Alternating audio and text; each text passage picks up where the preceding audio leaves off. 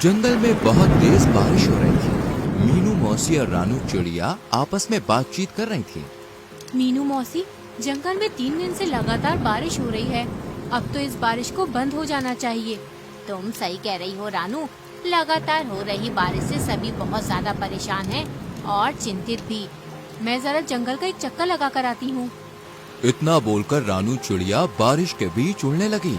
रानू चिड़िया उड़ते हुए कुछ ही दूर गई थी कि तभी उसकी नजर एक बकरी के बच्चे पर पड़ी, जो कि बारिश में भीगता हुआ कांप रहा था। अरे ये बकरी का बच्चा तो ठंड में कांप रहा है। लगता है ये अपने घर का रास्ता भूल गया है।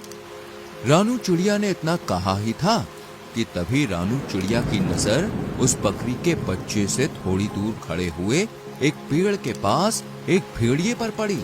ये भेड़िया तो हमारे जंगल का मालूम नहीं होता, ये तो किसी दूसरे जंगल का लगता है। रानू चिड़िया उड़ते हुए भेड़िए के पास पहुंच गए। कौन हो तुम? मैं अपने जंगल के सभी प्राणियों को जानती हूँ। तुम तो इस जंगल के नहीं लगते। तुम सही कह रही हो, मैं इस जंगल का नहीं हूँ। मैं इस जंगल से गुजर रहा था कि तभी बारिश शुरू हो गई। बारिश से बचने के लिए मैं इस जंगल में रुक गया। जब बारिश बंद हो जाएगी तो मैं चला जाऊंगा। ठीक है। इतना बोलकर रानू चिड़िया उस बकरी के बच्चे के पास जाकर बोली, तुम यहाँ पर क्या कर रहे हो? तुम्हारी माँ कहाँ है और तुम्हारा नाम क्या है? मेरा नाम गोलू है। मैं बारिश में खेल रहा था, मगर खेलते खेलते बहुत दूर निकल आया और घर का रास्ता भूल गया। इतना बोलकर गोलू रोने लगा। तुम चिंता मत करो, मैं तुम्हें तुम्हारे घर ले जाऊंगी। मेरी माँ मना कर रही थी, लेकिन मैंने उनकी बात नहीं मानी। तुम्हें अपनी माँ की बात माननी चाहिए थी। चलो मेरे साथ। रानू चिड़िया गोलू को लेकर कुछ ही दूर चली थी कि तभी गोलू की माँ गोलू को ढूंढते हुए वहाँ पर आ गई। तुम कहाँ चले गए थे गोलू? तुम्हें पता है मैं कितनी परेशान हो गई थी। अपनी माँ को देखकर गोलू खुश होते हुए बोला, मैं आपकी अब हमेशा बात मानूंगा माँ। रानू चिड़िया गोलू की ओर देखकर बोली, अब तुम अपनी माँ के साथ घर चले जाओ और जब तक बारिश बंद नहीं हो जाती तब तक बाहर खेलने मत आना। गोलू अपनी माँ के साथ चला गया और रानू चिड़िया उड़ते हुए मीनू मौसी के पास जाकर सारी घटना बताने लगी। रानू चिड़िया की बात सुनकर मीनू मौसी बहुत गहरी सोच में डूब गई। मीनू मौसी, आप इतनी गहरी सोच में क्यों डूब गयी? कहीं वो भेड़िया उस मासूम बकरी के बच्चे को नुकसान पहुंचाने की तो नहीं सोच रहा था ना?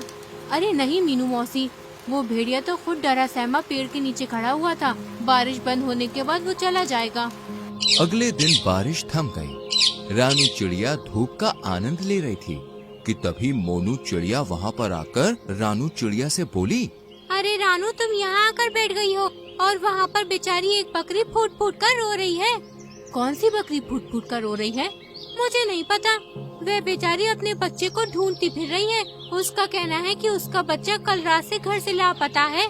चलो मेरे साथ। रानू चिड़िया मोनू चिड़िया के साथ तुरंत वहाँ पर चली गई। उसने देखा वह बकरी गोलू की माँ थी। रानू चिड़िया उसके पास जाकर बोली, क्या हुआ? तुम रो क्यों रही हो? कल मैं अपने गोलू को घर पर ले गई थी। सुबह जब मेरी आँख खुली तो वो घर से गायब था।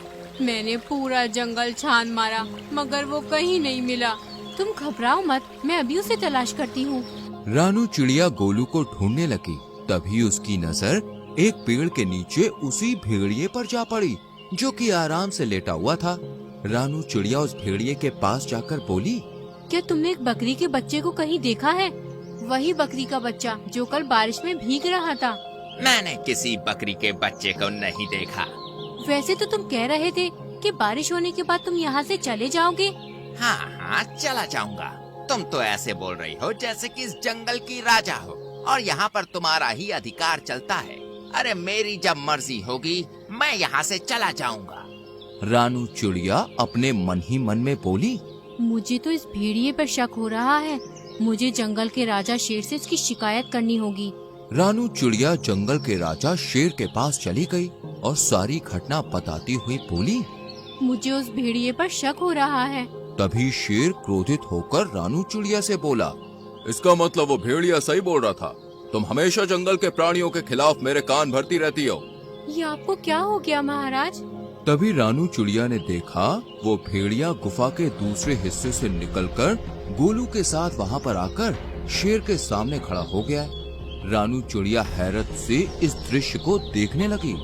महाराज, जब मुझे पता चला कि ये बकरी का बच्चा कल से गायब है तो मैं जंगल में उसकी तलाश के लिए निकल गया, मगर मैं जानता था कि ये रानू चिड़िया मेरे खिलाफ आपके कान जरूर भरने आएगी, इसलिए मैंने आपको पहले ही सब कुछ बता दिया था। महाराज, इस रानू चिड़िया के कारण ही दूसरे जंगल का कोई भी प्राणी आपके जंगल में नहीं आता। शेर रानू चिड़िया की ओर देखकर बोला, और तुम कह रही थी कि इस भेड़िए ने बेचारी बकरी के बच्चे को मार डाला, मगर ये तुम्हारे आने से पहले ही इसे यहाँ सही सलामत ले आया। तुम्हें अब सजा मिलेगी, तुम्हें जेल में डाल दिया जाएगा। इतना बोलकर शेर ने अपने सिपाहियों को आदेश दे दिया और रानू चिड़िया को एक पिंजरे में बंद कर दिया। शेर भेड़िए की ओर देखकर बोला, तुम्हारी जब तक मर्जी हो तुम यहाँ पर रह सकते हो।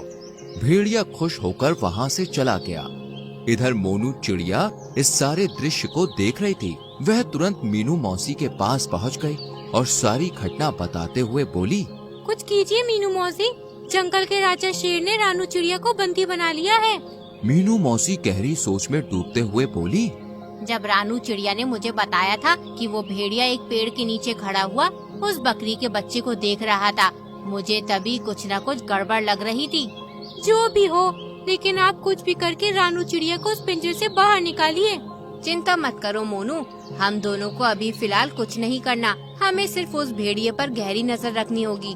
पहले हमें पता चलना चाहिए कि उस भेड़िए के दिमाग में आखिर चल क्या रहा है, आखिर ये कौन सा मकसद लेकर इस जंगल में आया है। मीनू मौसी और मोनू चिड़िया उस दिन से उस भेड़िए पर नजर रखने लगी। वह भेड़िया दिन भर जंगल में घूमता और दूसरे जानवरों का मांस छीनकर खा लेता। जब भी कोई जानवर अपना मांस देने में आनाकानी करता तो वो धौंस दिखाते हुए खुद को जंगल के राजा शेर का दोस्त बताकर डरा देता उन्हें। एक दिन भेड़िया टहलते टहलते गोलू बकरी के घर के नजदीक चला गया। गोलू अपने घर के बाहर खेल रहा था। भेड़िया उसे अजीब सी नजरों से देखने लगा, मगर उसे नहीं पता था कि मीनू मौसी उस पर नजर रख रही है। मीनू मौसी तुरंत ही मोनू चिड़िया की ओर देखकर बोली, जाओ जल्दी से महाराज को बुला लाओ। लेकिन महाराज क्या मेरी बात सुनेंगे? तुम्हें कैसे भी करके महाराज को यहाँ पर लाना है। मुझे इस भेड़िए के इरादे सही नहीं लग रहे और महाराज का यहाँ आना बहुत जरूरी है। मीनू मौसी की बात सुनकर मोनू चिड़िया सीधे उड़ती हुई जंगल के राजा शेर के पास पहुँच गई। यहाँ पर क्यों आई हो मोनू? महाराज, आपको अभी और इसी वक्त मेरे साथ चलना होगा। मुझे अब चिड़ियों पर भरोसा नहीं रहा। सोच लीजिए महाराज, कहीं ऐसा ना हो कि आगे जाकर आपको अपने फैसले पर पछताना पड़े। लेकिन तुम मुझे कहाँ ले जाना चाहती हो? आप मेरे साथ चलिए और आप अपनी आंखों से देख लीजिए कि मैं आपको क्या दिखाना चाहती हूँ। शेर राजा मोनू चिड़िया के साथ सीधा उस जगह पर चला गया। तभी मीनू मौसी शेर राजा के पास आकर बोली, महाराज, उस पेड़ के पीछे छुप जाइए और स्वयं अपनी आंखों से देख लीजिए। मीनू मौसी के कहने पर शेर राजा पेड़ के पीछे छुप गया। भेड़िया गोलू के करीब आकर उसे देखते हुए बोला, आज तुम्हारा मांस खाने का मन कर रहा है मुझे। ये क्या कह रहे हैं आप? पिछली बार जब मैं खो गया था तब आप ही मुझे महाराज के पास ले गए थे और मेरी माँ के पास छोड़कर आए थे। मूर्ख बकरी के बच्चे, वो तो मेरी सिर्फ एक चाल थी। मैं जानता था कि इस जंगल में रानू चिड़िया सबसे ज्यादा तेज दिमाग की है। मैंने उसे फंसाने की योजना बनाई थी। मैं कुछ समझा नहीं। जब तू सो रहा था ना, तब मैं चुपके से तुझे अपने मुंह में दबाकर जंगल के दूसरे हिस्से में छोड़ आया था और फिर खुद ही तुझे जगाकर महाराज के पास छोड़ आया। और जंगल के इस मूर्ख शेर ने रानू चिड़िया को ही दोषी मान लिया।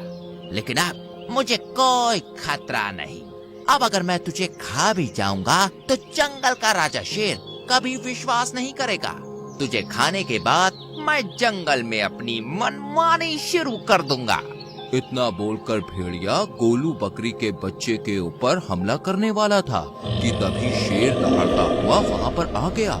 शेर को दहाड़ता हुआ देखकर भेड़िया पूरी तरह से घबरा गया। अच्छा, तो ये थी तुम्हारी चाल? तुमने जंगल की सबसे ज्यादा समझदार और मेरी विश्वसनीय पक्षी को मेरे ही हाथों बंदी बनवा दिया।